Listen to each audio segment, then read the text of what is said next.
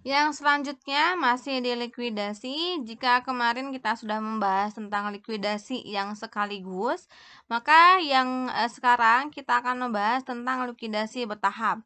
Di mana perbedaan antara likuidasi sekaligus dengan likuidasi bertahap itu terletak dari proses penyelesaian si likuidasinya.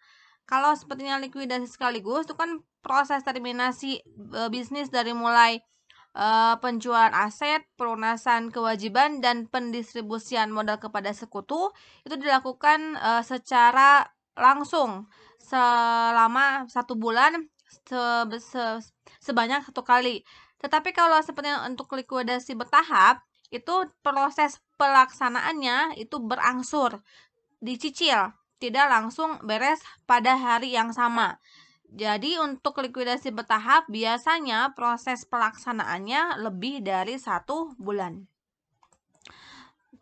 Nah, ada beberapa antisipasi dalam menentukan pembayaran bertahap, dikarenakan ini kan prosesnya itu jangka waktunya cukup lama ya, tidak lebih dari 1 bulan, sehingga ada beberapa hal yang harus diantisipasi oleh perusahaan ketika si perusahaan sedang dalam proses likuidasi. Yang pertama, mendahulukan penyelesaian aset dan kewajiban. Pasti karena yang ketika kita sudah menyatakan bangkrut, maka si semua aset yang kita miliki itu usahakan dijual terlebih dahulu untuk mendanai pelunasan kewajiban. Nah, untuk kewajiban ini kan usahakan dulu pasti yang ke pihak eksternal, karena itu yang paling penting dibandingkan pihak internal. Lalu yang kedua, asumsikan kemungkinan terburuk. Nah, kenapa kita harus mengasumsikan kemungkinan terburuk seperti kerugian dari seluruh aset non-kas yang tersisa dan defisit akun modal? Dikarenakan pada proses penjualan aset ataupun pembayaran kewajiban ataupun pembayaran modal itu pelaksanaannya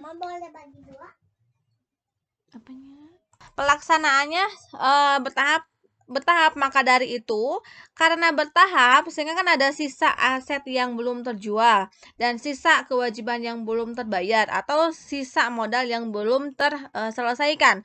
Maka dari itu sisa-sisa tersebut harus diantisipasi. Contohnya, ketika kita memiliki aset 10 unit lalu baru terjual di bulan pertama 5 unit, itu kan di bulan kedua dan bulan ketiga belum tentu semuanya akan terjual. Maka kita harus melakukan asumsi bahwa aset yang tersisanya itu kemungkinan tidak akan terjual karena belum pasti ya, kita nggak tahu kejadian beberapa hari ke depan apakah si aset yang kita miliki akan terjual semua atau tidak terjual semua. Maka dari itu karena di sini likuidasi bertahap sehingga baik itu aset yang tersisa ataupun kewajiban yang belum terlunasi semua itu harus masuk ke dalam pertimbangan asumsi kerugian. Lalu yang ketiga, distribusi kas dilakukan kepada sekutu setelah poin A dan B selesai. Nah, ketika baik di bulan pertama, kedua, atau ketiga, si pendistribusian modal kepada sekutu itu harus dilakukan setelah proses penjualan aset dan proses pembayaran kewajiban itu sudah selesai. Jika sudah selesai di bulan-bulan di masing-masing bulan, baru boleh membayarkan kepada si sekutu. Contohnya bagaimana? Di sini ada persekutuan ABC terdiri dari 3 orang sekutu yaitu Ali, Bayu, dan Citra masih menggunakan sekutu yang sama dengan presentasinya yang sama dan neraca saldonya pun sama-sama dengan yang sekaligus yang kemarin. Tetapi di sini proses pelaksanaannya yang berbeda. Kalau yang kemarin kan di bulan Mei semuanya langsung terjual, baik itu aset terjual, kewajiban terlunasi, dan modal terbayar. Tapi kalau untuk yang bertahap ini untuk keuangan pribadi yang si sekutunya sama ya seperti yang kemarin, tapi di sini nih lihat, penjualan aset non kas itu dilaksanakan selama 3 bulan dari bulan Mei, Juni, dan Juli. Nah, untuk masing-masing bulannya itu si aset yang si persekutuan miliki itu terjualnya terpisah. Yang bulan Mei itu terjualnya baru 55, lalu yang ke bulan Juni 30, dan yang ke bulan Juli 5 juta.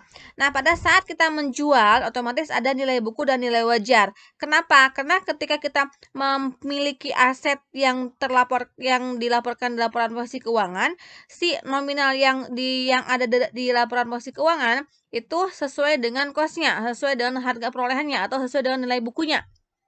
nilai yang tercatat di laporan keuangan. Lalu ketika kita ngejual, otomatis harga yang kita miliki itu belum tentu sesuai dengan harga pasaran. Contohnya, kita memiliki mobil 100 juta di laporan posisi keuangan. Lalu kita ngejualnya di tahun 2000x5.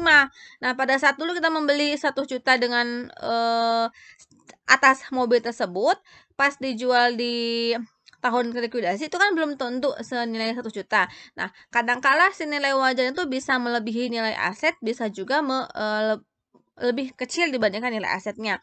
Kalau nilai wajarnya lebih besar, otomatis kan keuntungan bagi kita. Tapi kalau nilai wajarnya lebih kecil dibandingkan nilai buku, itu akan menjadi kerugian bagi persekutuan. Lalu ini untuk yang ketiga, si kreditor eksternal dibayar sebesar 42 pada tanggal 20 Mei. Nah, lalu ada sekutu menyimpan cadangan tunai sebesar 10 juta. Ini untuk dana cadangan selama proses likuidasi yang 3 bulan tersebut. Kan kita tidak tahu ada dana tambahan kah, atau ada biaya yang harus dikeluarkan di luar anggaran yang kita estimasikan, itu kan tidak tahu, sehingga harus ada dana cadangan. Si persekutuan mengestimasikan 10 juta. Lalu biaya likuidasi itu biaya pada saat proses likuidasi, ini sudah fix ya, kayak biaya untuk hukum, biaya untuk administrasi, contohnya diasumsikan 7.500.000 itu untuk biaya likuidasinya. Lalu yang terakhir, si persekutu sepakat mendistribusikan kasnya jadi si perusahaan akan melunasi, akan mendistribusikan si modal si sekutu itu di akhir setiap bulan, baik itu di bulan Mei, Juni, dan Juli. Nah, pembayaran ini sudah disepakati oleh persekutuan ABC. Lalu di dalam proses likuidasi bertahap itu ada penyusunan rencana distribusi kas. Apa sih rencana distribusi kas itu? Jadi setiap kita menerima menerima kas dari, baik itu dari pihak luar ataupun yang kita miliki, kita harus ada antisipasi, harus ada langkah uang yang kita miliki itu akan digunakan untuk apa. Nah, itu kan harus direncanakan. Tujuannya untuk apa sih? Jadi untuk jika kita memiliki gambaran ke depan selama 3 bulan atas dana yang kita miliki, maka kita akan mengalokasikan si dana yang tersebut sesuai dengan posnya masing-masing. Jadi kalau di luar pos yang kita estimasikan, itu tidak boleh keluar jika tidak berhubungan ya. Sehingga di situ ada dengan adanya rencana distribusi kas menunjukkan performa penggunaan kasnya kayak tadi. Contohnya, selama 3 bulan ini kas yang kita miliki itu digunakan untuk apa aja? Yang pertama, harus melunasi kewajiban kepada pihak eksternal. Lalu yang kedua, harus digunakan untuk membayar modal kepada sekutu. Lalu yang ketiga, digunakan untuk membayar biaya likuidasi. Lalu digunakan untuk membayar dana-dana lain di luar estimasi yang termasuk dalam akun biaya cadangan. Nah, itu kan termasuk gambaran dan rencana penggunaan kas yang kita miliki selama 3 bulan ke depan. Nah, di sini dalam penyusunan rencana distribusi kas itu kita akan menghitung terlebih dahulu LAP, di mana LAP ini menunjukkan kemampuan modal si sekutu dalam menanggung kerugian yang ditimbulkan di dalam persekutuan selama proses likuidasi. Nah, untuk menghitung LAP itu ada rumusnya. Yang pertama ada saldo akun modal sekutu tersebut dibagi dengan bagian laba dan rugi si sekutunya.